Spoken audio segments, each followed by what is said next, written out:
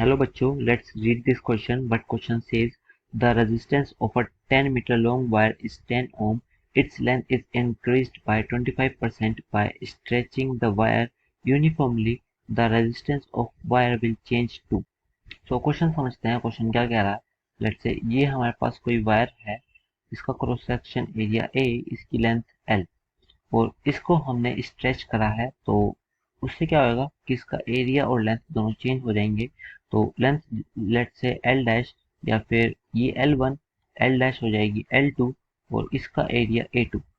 तो ये A1 ये A2. ये स्ट्रेच करने के बाद का सिनेरियो है.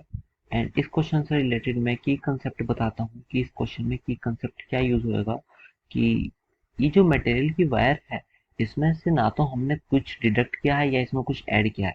तो इसका मतलब इन दोनों केस में वॉल्यूम विल रिमेन सेम. मतलब दोनों का वॉल्यूम सेम रहने वाला है, चाहे पहले केस की बात करें या चाहे दूसरे केस की. तो दोनों का वॉल्यूम सेम रहने वाला है.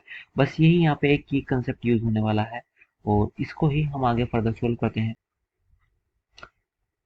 हम गिवन डेटा पे देख लेते हैं कि given data L1 which is 10 metre, R1 which is 10 ohm और हमें परसेंटेज चेंज इन लेंथ भी दे रखा है. तो फिर इसको अगर हम लिखते हैं तो फिर ये ऐसे आ जाएगा.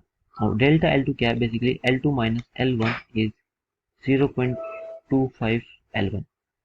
तो यही है. और अगर यहाँ से हम L2 निकालें तो L2 की जो वैल्यू आ जाएगी वो बेसिकली 1.25 टाइम्स L1 आ जाएगी.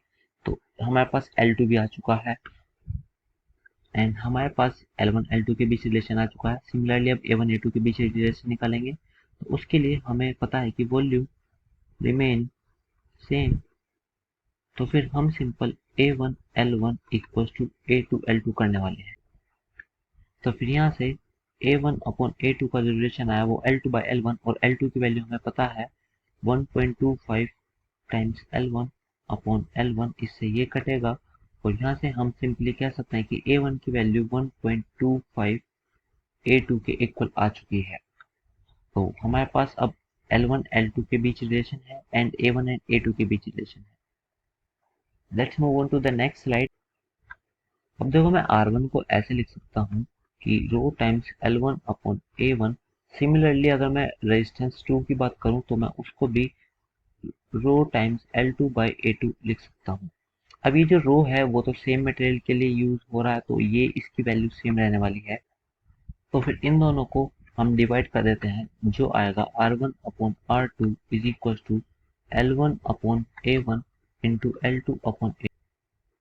अब हमें इन सबके बीच रिलेशन पता है कि जो L2 है वो 1.25 टाइम्स L1 है and A1 is 1.25 times A2. तो यहाँ पर सिंपल इस चीज को पुट करते हैं तो ये हो जाएगा R1 upon R2 is equal to L1 A2 upon A1 की value 1.25 times A2 into 1.25 times L1. हमने L2 और A1 की वैल्यू डाल दी तो L1 से L1 कैंसिल, A2 से A2 कैंसिल. यहाँ से जो R2 की वैल्यू आई है इस comes out to be 1.25 square into R1 और हमें R1 की वैल्यू भी पता है, ये तो आपका 1.5625 इंटू 10. R1 इज 10 तो फिर ये आ जाएगा 15.625.